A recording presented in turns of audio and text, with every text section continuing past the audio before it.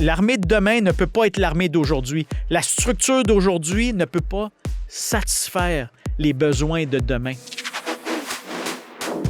Salut, ici Captain Adam Horton avec le balado de l'armée canadienne. On débute saison 3 en style. On est ici avec Major Général Michel-Henri Saint-Louis, le commandant intérimaire de l'armée canadienne. Puis on va parler un petit peu du futur de l'armée. Bienvenue au balado, monsieur. Merci beaucoup. Merci de m'avoir, Adam. Peut-être pour commencer, on parlait un petit peu quelles questions il a posées, puis comme la discussion qu'il a pour avoir. Mais qu'est-ce qui vous a pompé pour l'armée à ce que vous êtes le commandant intérimaire?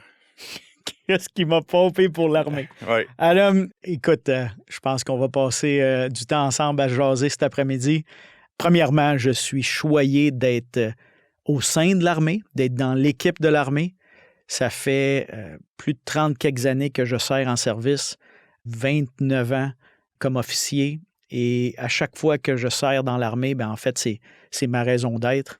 Et je suis très choyé d'avoir à occuper une position présentement au sein de l'armée. Mais l'armée, comme est sous-entendu dans ta question, on est excessivement occupé, on est sollicité, il y a des pressions à gauche puis à droite.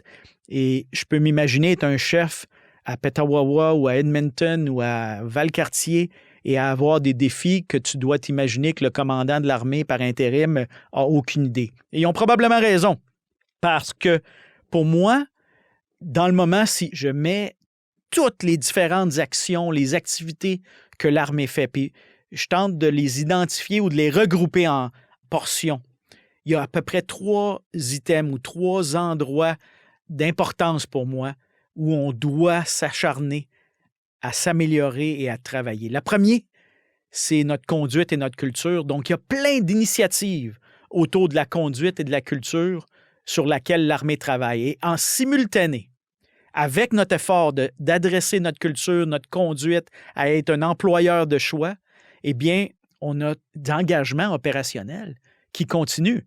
Le besoin de l'armée de contribuer à la sécurité en Europe, à la sécurité au Moyen-Orient, à entraîner l'armée ukrainienne, à participer aux différents efforts domestiques pour aider les autorités domestiques dans différentes activités, eh bien, ça continue. Donc, tout en adressant la culture. Maintenant, nos engagements opérationnels, on doit aussi moderniser la force. L'armée de demain ne peut pas être la force d'aujourd'hui. La structure de demain ne peut pas être la même que celle d'aujourd'hui et on doit s'acharner à moderniser notre équipement, notre doctrine, nos structures, notre approche, notre acceptation de la digitalisation du futur, la modernisation, la numérisation de nos fonctions. Tout ça ensemble.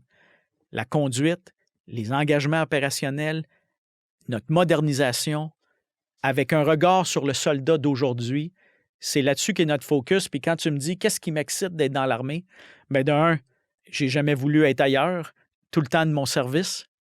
C'est la raison pour laquelle je me suis enrôlé. Je me suis enrôlé, Adam, à 16 ans quand j'ai fini mon secondaire 5.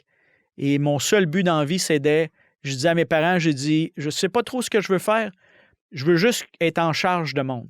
Mettez-moi en charge de quelque chose, puis je vais être correct. Hey, Dieu sait qu'ils m'ont mis en charge de quelque chose dans le moment, vous l'avez eu. mais on essaie de livrer sur ces 3 gros items de front. Puis en parlant justement du changement de culture, surtout que ça fait quelques années que le militaire s'y met vraiment, puis certainement que récemment, on voit ça dans les médias. Qu'est-ce qu'on est en train de faire pour promouvoir le changement de notre culture? Alors, je pense que, inclus dans ta question, il est important de réaliser là, que le changement de culture est un virage sérieux, est un virage important, est un virage qu'on ne peut pas ignorer au sein des forces. Et ce n'est pas à cause que c'est dans les nouvelles. Tu sais, moi, je n'achète pas ça parce que c'est dans les nouvelles, il faut donc faire quelque chose. Là. Absolument pas. Il faut faire quelque chose parce qu'on joint une équipe qui vient ensemble pour porter sévice à un ennemi. Toi puis moi, on est dans un uniforme de l'armée, là, dans le but qu'ensemble, on fasse face à quelqu'un d'autre, puis s'il faut lui faire mal pour lui faire comprendre, mais c'est à l'autre individu, c'est à l'ennemi qu'on lui fait subir quelque chose. Toi puis moi, on n'a pas joint une armée où on se fait mal entre nous autres, où on s'abuse entre nous autres. Et c'est pas parce que c'est dans les nouvelles ou non que ça fait 1 mois ou 1 an, 10 mois ou 10 ans que tu sers, qu'on peut excuser un comportement qui est exclu, qui n'est pas tolérant de la diversité, qui ne te fait pas sentir en sécurité au sein de l'équipe. Donc, le virage ou le changement ou le pivot de conduite et de culture est essentiel si on veut être une force crédible aujourd'hui et demain. Et pour ce faire, bien, on fait une multitude de choses. On travaille à tous les niveaux d'arrache-pied. Je n'ai pas la prétention de mon bureau comme commandant par intérim de l'armée de tout savoir ce qui se passe à travers une armée qui a des milliers de soldats dans la force régulière, des milliers de réservistes, des milliers de rangers à travers la périphérie de notre pays et de tout savoir ce qui se passe dans des manèges, dans des unités au jour le jour. Mais je sais que tout le monde à tous les niveaux entend le message et s'efforce de changer cette approche-là. Et avant de la changer, qu'est-ce qu'on fait au sein de l'armée? On a commencé par écouter. On a commencé par des groupes de chefs, des groupes de superviseurs, des groupes de suiveurs qui se sont mis en position pour écouter. Écouter les personnes qui ont subi. Écouter les personnes qui ont subi quelque chose dans le passé, qui n'avaient peut-être pas une voix ou une plateforme pour nous dire c'est quoi que ça veut dire subir quelque chose dans l'armée. C'est quoi que ça veut dire subir quelque chose dans l'armée et penser que tu ne peux pas en parler. C'est quoi que ça veut dire de subir quelque chose dans l'armée, de penser que tu ne peux pas en parler et de souffrir en silence. Ça commence par cette écoute de chef, de superviseur, de suiveur, qui peut-être mettent en lumière le fait que moi, je n'ai peut-être pas subi quelque chose. Et moi, je pense que peut-être ça n'existe pas parce que ce n'est pas ma réalité, mais ce n'est pas vrai. Parce que c'est la réalité de plusieurs. Et dans cette écoute soutenue, dans cette écoute active, il y a un élément d'apprentissage. Et dans l'apprentissage, peut-être une compréhension. Dans une écoute active et soutenue qui t'amène à un apprentissage, à une compréhension, bien, éventuellement, ça va peut-être amener à l'action. Donc, en plus des séances d'écoute qui ont eu lieu dans des unités de réserve, dans des brigades de la régulière, dans des groupes de chefs seniors, il y a des périodes d'entraînement sur le comportement haineux. On a publié des ordres pour voir à ce qu'on fasse plus de prévention. Il y a des cours d'intervention pour les intervenants de première ligne quand il y a l'inconduite sexuelle. On a donné de l'entraînement à plus de 1000 personnes au sein de l'armée pour être mieux outillés à répondre dans ces situations-là. On a publié des trousses pour faire de la formation à différents paliers, à différents niveaux. Il y a des groupes de travail qui nous ont suggéré comment opérer en garnison, comment opérer dans le champ, comment être inclusif de la diversité des genres, la diversité des cultures. Et dans ces efforts d'écoute, dans ces efforts de compréhension, dans ces efforts d'instruction, d'action, il y a aussi une série de choses que les forces ont fait, donc, au-dessus de l'armée.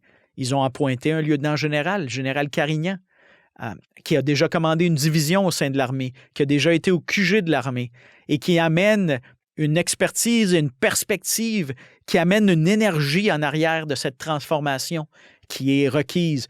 On fait des choix de donner des autorités et des responsabilités sous ce nouveau commandement. Commandement qui n'existait même pas v'là 6 mois, qui n'était même pas dans les cartes v'là 10 mois et qui est parti, qui a été bâti de toutes pièces depuis le mois d'avril.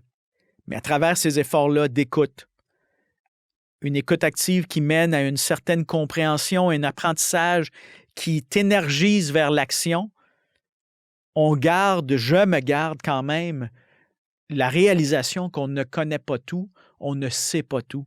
Et c'est pas parce que je me suis prêté à 2 séances d'écoute ou 4 séances d'écoute ou 2 séances d'instruction ou d'apprentissage que je peux prétendre que je comprends toutes les facettes du défi de conduite et de culture, que je comprends toutes les facettes de ce qu'on doit améliorer. Donc, on reste ouvert à être tout le temps en apprentissage, à être tout le temps en écoute, parce que Dieu sait que je n'ai pas toutes les réponses. J'apprécie vraiment aussi la mention de lieutenant général Carignan parce que ça c'est quelqu'un qui vraiment, là, tu sais qu'elle, elle va prendre charge de la situation, puis elle joue pas avec la POC, là. Elle prend ça au sérieux, puis elle va faire ce qu'elle a à faire pour mettre les politiques qu'elle est en train de développer en place. Absolument, Adam. Donc, en parlant de la modernisation puis l'avancement de l'armée, il y a de la stratégie de modernisation de l'armée canadienne. C'est un document qui flotte au QG, puis certainement qu'il y a des commandants d'unités qui ont déjà vu ça, qui savent c'est quoi. Parlez-nous un peu plus de qu'est-ce que c'est. Qu'est-ce que ça mange en hiver? J'espère qu'il y a des commandants d'unités qui savent c'est quoi, parce que s'ils ne savent pas, qu'ils m'écrivent un courriel, là, je vais leur envoyer un des livres. La stratégie de modernisation de l'armée, là. C'est un document qui a été publié l'année dernière, ou il y a peut-être 10 mois, même pas un an à ce moment-ci. C'est un document qui a été travaillé dessus pendant 6 mois à 1 an, qui tentait, sous le leadership du général Eyre, au moment qui était le commandant de l'armée, c'est un document qui tentait de regrouper tous les différents efforts de modernisation qu'on fait à travers l'armée. À travers l'armée, là, il y a tout le temps là, des douzaines et des douzaines d'initiatives, d'activités. Et dans ces douzaines d'initiatives, d'activités, il y a des efforts pour revoir notre structure, il y a des efforts pour s'acheter des nouveaux items, de la nouvelle technologie, il y a des efforts pour voir à moderniser, à aider les Rangers canadiens dans leur service futur. Il y a des efforts pour revoir comment on travaille la force régulière, la force de réserve ensemble, comment on génère la capacité terrestre, comment on se prépare à être prêt. Comment qu'on génère la capacité terrestre à être prêt à ce que l'appel, quand l'appel vient. Alors, le général Eyre a regardé tout ça. Et très tôt dans son commandement, il a dit, ça me prend un document, ça me prend un endroit où je fais un petit peu d'ordre dans toutes ces priorités-là, où je fais un petit peu d'ordre dans tous nos efforts de modernisation. Et je les capte ou je les place sous une compréhension unitaire, une compréhension unique des défis futurs, des adversaires futurs, du futur environnement où la composante terrestre va devoir combattre et gagner. Donc, le document parle du futur, les enjeux climatiques, les futurs enjeux de mouvements de personnes, de réfugiés, les futurs enjeux des groupes extrémistes, les futurs enjeux où la force armée terrestre va devoir être employée et être sous menace dans le domaine de l'information, dans le domaine public, va devoir être à l'affût des menaces qui viennent dans le domaine cybernétique ou la menace qui peut être appliquée sur les forces terrestres qui émanent de l'espace.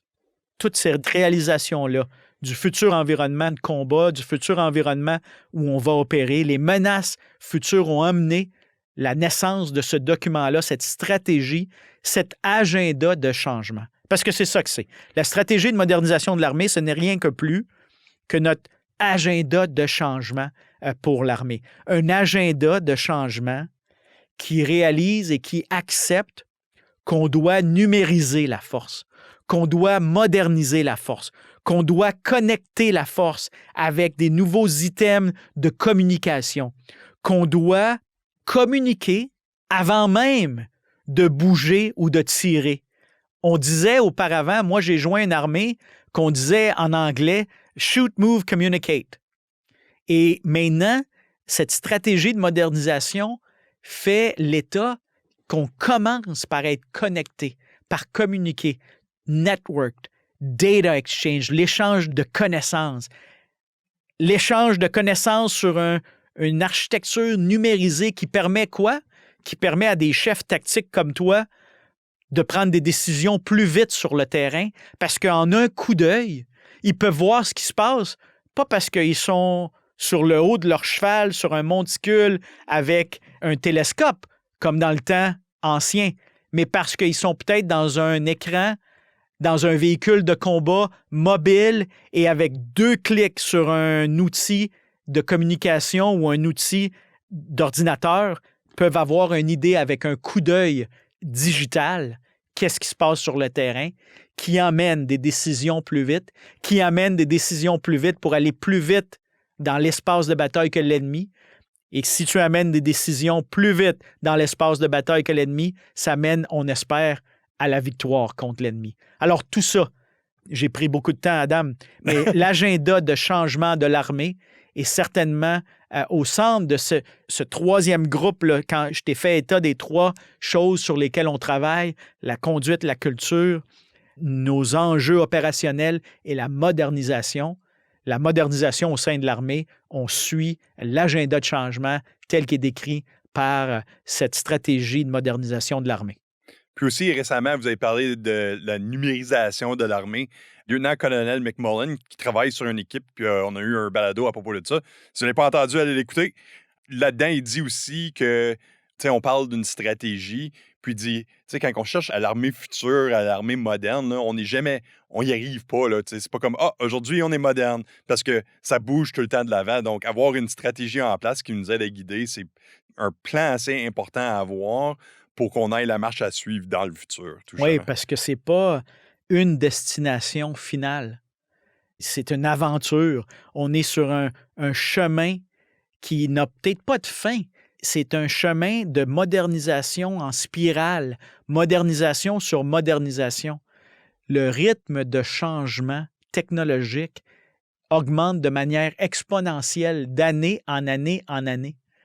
Et l'armée d'aujourd'hui n'envisage peut-être même pas les enjeux technologiques qu'on va avoir dans 10 ans, dans 15 ans.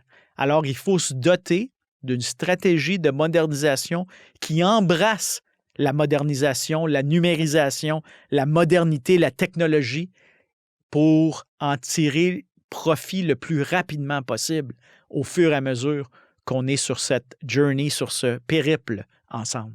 Ou périple, ça c'est un bon mot. Donc, dans le court terme, quelle sorte de plan est-ce que l'armée a pour avancer ce plan-là, la stratégie de modernisation de l'armée canadienne? Donc, il y a plein d'initiatives au niveau de l'acquisition d'équipements. Il y a des équipements, des idées d'acquisition d'équipements qui avancent. Il y a des futures capacités qui s'en viennent. Je parle à notre système de défense antiaérienne qu'on a déjà eu dans l'armée que j'ai joint, qu'on a perdu, mais qu'on va revoir. Alors, il y a de la technologie qui s'en vient. Il y a des équipements qui s'en viennent. Mais une des choses principales sur lesquelles on met de l'énergie, à travers toutes les initiatives de modernisation, c'est la Force 2025. La Force 2025 étant notre questionnement de la structure. Notre questionnement de la structure que l'armée a présentement, et est-ce que cette structure-là est la structure qu'on a besoin pour cette future force? Est-ce que la structure de l'armée actuellement peut avoir et faire l'acquisition de futures capacités? Est-ce que la structure de l'armée actuellement peut se défendre à travers les différents domaines où il faut opérer de manière à être capable d'opérer sur le domaine de l'information, sur le domaine cybernétique ou de l'espace? La Force 2025 nous met au défi de dire qu'on ne peut pas tout faire comme force de la régulière, qu'on ne peut pas tout faire comme force de réserve tout seul, qu'on ne peut pas tout faire dans le Nord avec les Rangers, mais qu'il faut travailler ensemble avec des différentes composantes de la force en faisant appel à nos employés civils pour qu'ensemble, la fonction publique, les Rangers, les réservistes, les réguliers, on donne la capacité terrestre qu'on a besoin demain, qu'on se questionne sur notre capacité à avoir certains items dans notre inventaire qu'on ne peut peut-être pas se permettre d'avoir à travers le Canada et qu'il faut positionner à des endroits spécifiques parce que c'est la seule manière qu'on peut les garder en raison du coût. Et je pense à nos chars d'assaut, qu'on ne peut peut-être pas se permettre d'avoir des chars d'assaut à différentes bases à travers le Canada. Il va falloir les mettre à un endroit spécifique pour maintenir cette capacité dans le futur. Où il faut regarder la structure avec les vides, les manquements qu'on y a présentement et peut-être choisir de couper ces manquements-là et assigner ces positions-là à des futures capacités avec une structure différente demain. Parce que l'armée de demain ne peut pas être l'armée d'aujourd'hui. La structure d'aujourd'hui ne peut pas satisfaire les besoins de demain. Et si on ne veut pas que les choix soient imposés à l'armée, si on ne veut pas que les choix nous soient donnés de l'extérieur, il faut que l'armée elle-même se questionne sur qu'est-ce qu'elle veut, quelle structure elle a besoin pour y arriver et ensemble livrer la structure de 2025 qui va servir comme point de mire envers le futur 2030, 2035, le futur des forces jointes, Mais 2025, c'est notre première étape, ce premier bond dans la modernisation qu'on essaie d'atteindre. Donc, vous avez fait mention de ça un petit peu, on n'a pas trop rentré dedans, mais on entend souvent, surtout en anglais, mais le mot readiness ou la préparation, si on veut. Puis souvent, on décrit ça comme quelque chose qui est important, puis presque tous les documents qui passent au QG, ça fait mention de ça comme un concept. Puis de qu'est-ce que j'ai pu absorber, je dirais, de ma compréhension, la préparation, c'est quelque chose dont un soldat fait de l'entraînement pour se préparer à un déploiement. Ils font tous leurs petits entraînements nécessaires, prennent soin de leur famille, puis là, sont prêts à y aller où ce qu'on leur demande d'aller. Est-ce que j'ai bien expliqué ça? Puis pourquoi est-ce que c'est important pour l'armée qu'on ait ça comme capacité? Adam, tu l'as super bien expliqué. Je pense que je vais probablement tout mélanger tes auditeurs en y allant pendant quelques minutes, là, mais essentiellement, ce que tu as dit en 10-15 mots, ça décrit bien ce que c'est ce souci d'avoir une disponibilité opérationnelle. L'armée is in the business of préparer des soldats à être prêtes. L'armée est dans le secteur d'opération de livrer des équipes prêtes à peu importe c'est quoi. Et peu importe c'est quoi, je vais essayer de te l'imager. Ça va de être prête à exécuter un combat terrestre contre un ennemi similaire à ce que nous, on est, mais peut être plein d'autres choses qui est différent sur le spectre de combat, qui est d'être prêt à se déployer pour aider un pays aux prises avec un lendemain d'un tremblement de terre, qui peut être d'aller à l'intérieur de notre pays, se déployer pour aider des villes qui sont aux prises avec des inondations ou des provinces qui sont prises avec des feux de forêt. Ça peut être d'être prêt, lorsque notre tour vient, de se déployer dans le nord-est de l'Europe pour être déployé comme un groupement tactique qui est là pour agir comme un élément qui convainc nos adversaires qu'il y a une alliance qui est sérieuse dans cette défense de l'Europe.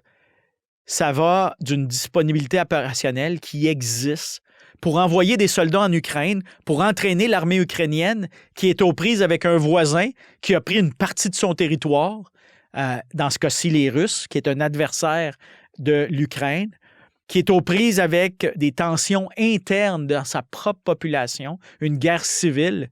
Et on y est en Ukraine pour professionnaliser cette armée avec des capacités tactiques qu'on transfère de nos soldats à ces soldats. Cette disponibilité opérationnelle nous amène réservistes réguliers à se déployer en Jordanie, au Liban, au Koweït, en Irak, pour aider ces armées du Moyen-Orient à se professionnaliser. Elle nous demande d'aller dans des missions des Nations Unies, des missions de maintien de la paix au Soudan, au Congo, en Israël, où on a encore besoin de casques bleus pour être les yeux et les oreilles de la communauté internationale dans ces missions de paix. Mais pour reprendre un petit peu tes mots, la disponibilité opérationnelle, c'est des soldats, des officiers, du monde comme toi qui sont au sein d'équipes formées, qui sont prêtes à être prêtes, qui sont prêtes à ce que quand l'appel vient, on dit « on y va », qui sont prêtes à être prêtes lorsque l'appel vient et les chefs se revirent puis font juste dire « allons-y » et on y va. On va dans un hôpital à Edmonton pour aider le service de santé de l'hôpital qui en a plein les bras. On va dans des endroits de soins de longue durée où les employés civils en ont plein les bras à cause de la pandémie et ne peuvent plus donner des services. On y va comme on est présentement à Iqaluit, dans le nord du Canada, où la ville est aux prises avec un manque d'eau potable et une incapacité à donner de l'eau potable à ses citoyens. Et on y va parce qu'il y avait des soldats, des sapeurs, des ingénieurs qui avaient de l'équipement, des équipes entraînées, une préparation, une disponibilité opérationnelle pour que la semaine passée, quand le coup de fil est venu, Iqaluit a besoin d'un système de purification d'eau. Bien, on a dit on est prêt à être prête et on embarque dans un C-17, un avion de transport de troupes, et dans transport de cargo avec notre équipement, nos soldats, nos groupes formés, entraînés, certifiés, validés. Ils sont présentement à Iqaluit et ils coopèrent avec les autorités civiles et ils vont aider dans la livraison d'eau potable éventuellement lorsqu'il y en aura le besoin. Tout ça, différentes vignettes pour t'illustrer cette disponibilité opérationnelle de l'armée qui est notre raison d'être. On n'existe pas pour nous-mêmes. On existe pour répondre à l'appel lorsque l'appel viendra. Oui, puis c'est pas facile non plus, hein, parce que des fois, on ne sait pas, tout simplement, vous parlez de la situation où on s'en va aider avec la filtration d'eau dans une ville canadienne. Un ancien commandant d'unité a fait mention une fois l'armée a la tâche, des fois, à se préparer pour quelque chose, puis des fois, on ne sait même pas qu'est-ce qui s'en vient. Donc, on se voit avec certains outils qu'on peut peut-être travailler avec, puis on essaie de deviner c'est quoi le prochain problème, mais on ne sait jamais vraiment c'est quoi qui va nous tomber dessus. Ta vignette avec un de tes anciens commandants d'unité, elle me fait penser à une manière différente que j'ai dans mon propre esprit d'articuler cette disponibilité opérationnelle.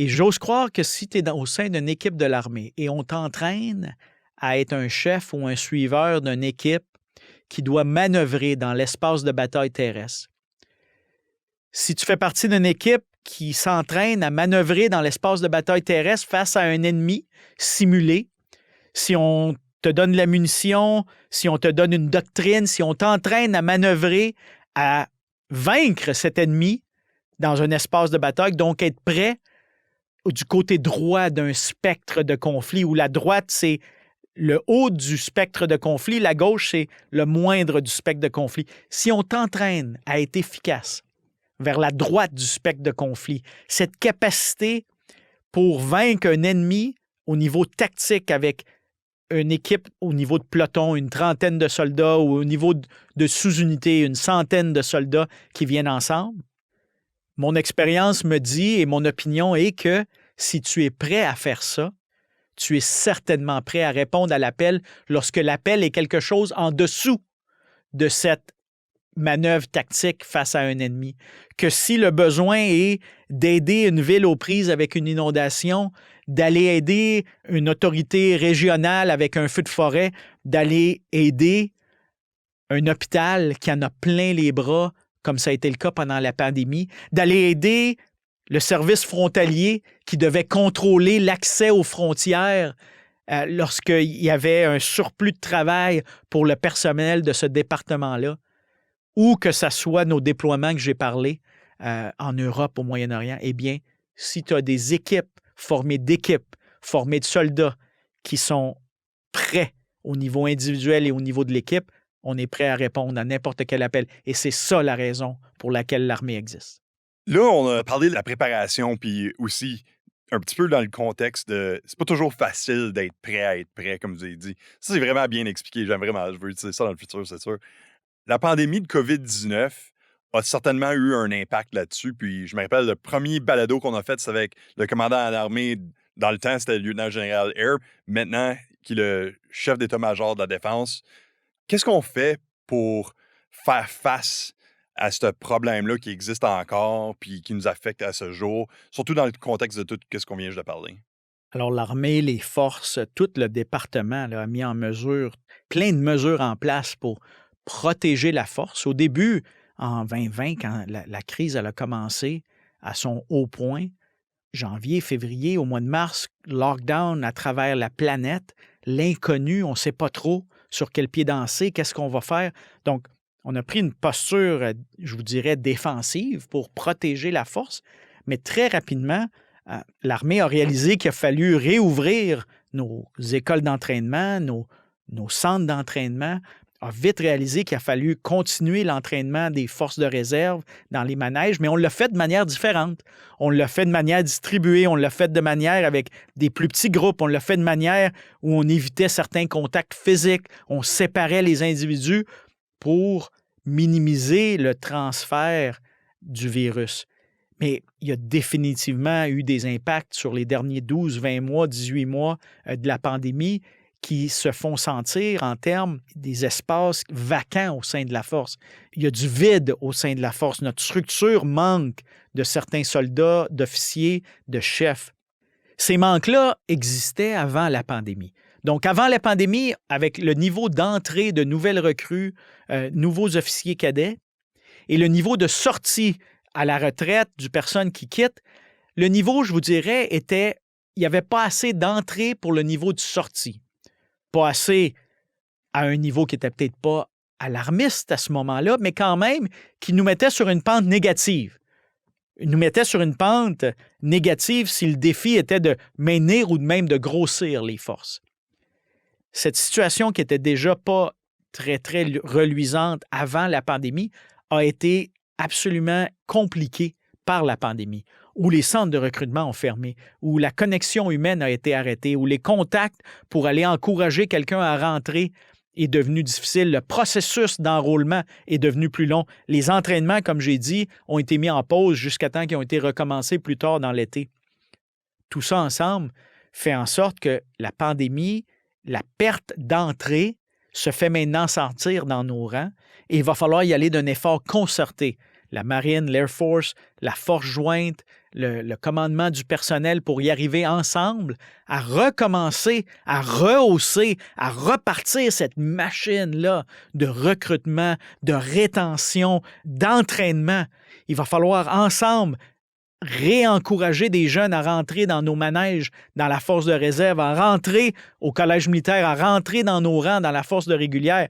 Et il va falloir, comme on disait au début, adresser cette conduite, cette culture où ils sont encouragés de joindre notre équipe, où ils ne se sentent pas exclus, victimisés à l'entrée et qui voient cette carrière comme une opportunité de servir.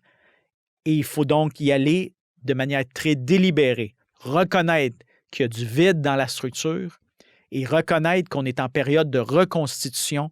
Peut-être qu'on ne pourra pas se permettre de tout faire ce qu'on faisait dans le passé. Il va falloir faire des choix pour garder le focus sur cette génération de la disponibilité opérationnelle, cette attraction de personnel qui n'avait pas cette attraction pendant la pandémie et de s'efforcer de, malgré le respect des mesures, malgré de nos efforts de maintenir le transport du virus à travers le Canada, que l'armée doit continuer dans ses efforts de génération de la disponibilité opérationnelle. C'est là-dessus qu'on s'efforce. On a parlé de comme, le futur, puis notre préparation, puis les difficultés qu'on a vues dans la pandémie. Pour peut-être finir ça sur un bon ton, là, en votre opinion, qu'est-ce qu'on fait le mieux dans notre organisme? C'est quoi notre force en ce moment? Et c'est une bonne question, Adam. C'est quoi la force de l'armée? Il y a plein d'idées qui me viennent en tête. Et je t'avoue, je n'avais peut-être pas réfléchi dans me préparant. Je savais qu'on allait parler de modernisation, de culture, de disponibilité opérationnelle. C'est une bonne question. Donne-moi une seconde. Regarde. Pour y répondre, je vais peut-être me prendre, comme si tu n'as pas remarqué, là, par un long chemin.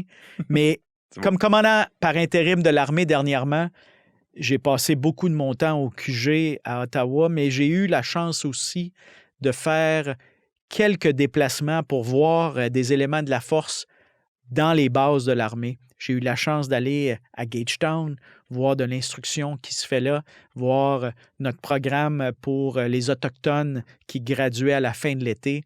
J'ai été aussi dans un de nos centres d'instruction à Meaford au courant de l'été. Puis tu me demandes qu'est-ce qu'on fait bien. Je vais me servir d'une conversation que j'ai eue pendant ma visite à Meaford pour essayer de te répondre. Je vais te décrire mon arrivée à Meaford en après-midi. On était le jeudi ou le vendredi de la semaine et je visitais la position défensive d'une phase d'instruction pour les jeunes officiers de la réserve. Ils étaient à leur première phase d'instruction pour apprendre à être commandant de section des armes de combat dans la réserve et je rentre dans une tranchée où il y a 2 ou 3 élèves officiers, je crois, qui sont dans leur phase de position défensive, donc ils apprennent à être des commandants de section dans le cadre d'un dispositif d'une section d'infanterie en défense. Donc, ils se préparent pour subir une attaque. Donc, ils sont en train de creuser des tranchées. Ils sont là depuis 3-4 jours. Ils sont en exercice depuis 1 semaine. Ils sont couverts de terre, de boîtes, de camstick. Ils sont sales. Et Adam, en t'en reparlant, je me souviens que je m'étais dit qu'en fait, je ne me souvenais pas qu'on pouvait puer autant quand on était en exercice ou quand on était dans le clos. Ouais. J'ai certainement déjà senti comme eux, ils sentaient, mais c'était assez intoxiquant de les sentir dans leur 4e, 5e jour d'exercice. Et malgré la fatigue, malgré qu'ils étaient tout sales, j'avais un des individus dans la tranchée avec un gros sourire fendu d'une oreille à l'autre, qui m'a parlé pendant 5-10 minutes de combien de temps ça lui a pris pour rentrer dans la réserve, les défis qu'il a dû passer au travers dans une période de pandémie pour être enrôlé. Il me parlait du fait qu'il était issu d'une famille de première ou deuxième génération immigrée au Canada. Il me parlait dans sa 3e ou 4e langue. Il me parlait du fait que dans le civil, c'est un docteur en ingénierie qui enseigne dans un collège civil l'ingénierie le jour ou qui travaille au sein de ADMI le jour, qui est réserviste le soir. Il veut être commandant de troupe dans la réserve des ingénieurs de combat. Il a un sourire d'une oreille à l'autre. Il est dans une tranchée, ça fait 5 jours. Puis à la fin, avant que je quitte sa tranchée, puis je le remercie d'être là, il me dit « Ah, monsieur, avant que vous partiez, j'ai besoin que vous m'aidiez. En plus de tout ce que je fais, là, je veux en faire plus. J'aimerais ça que vous trouviez un moyen que j'enseigne aux élèves officiers à RMC, au Collège militaire royal de Kingston. Ça m'aiderait. Ça me motiverait. J'aimerais ça pouvoir en faire encore plus. » Puis là, j'ai quitté la tranchée en me disant « Si cet individu-là, c'est l'image de nos prochains lieutenants, capitaines, majors, si ça, c'est nos chefs de demain, on est sur le bon chemin. » Et je suis resté avec l'idée que l'armée, ce qu'elle t'offre, c'est l'opportunité de faire quelque chose que personne d'autre fait. C'est l'opportunité de faire partie d'une équipe au sein d'autres équipes qui a la charge de la défense de notre pays. C'est l'opportunité de faire partie d'une équipe qui fait partie d'autres équipes qui a la charge de défendre ton pays et de répondre à l'appel, peu importe c'est quoi l'appel qui vient. Et si cette opportunité-là peut résonner dans des jeunes Canadiens, Canadiennes aujourd'hui, bien, on va être correct pour le futur. Wow! C'est pas que le message? Ben, j'apprécie vraiment le temps que vous avez pris pour être ici avec nous autres, monsieur. Là. C'était vraiment bien. Là. Moi, je suis pompé. Là. Ben, je suis content que tu sois pompé.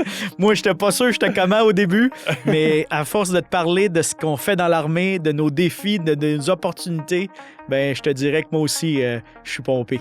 Merci, Adam, du temps qu'on a passé ensemble. Ouais, merci pour avoir participé. J'apprécie vraiment ça. Ça, c'était le major général Michel-Henri Saint-Louis, commandant intérimaire de l'armée canadienne. Puis moi, je suis pas mal pompé pour la saison 3 du balado. Il y a pas mal de choses intéressantes qui s'en viennent, donc restez à l'écoute. Moi, je suis Capitaine Adam Horton. Prenez soin de vous.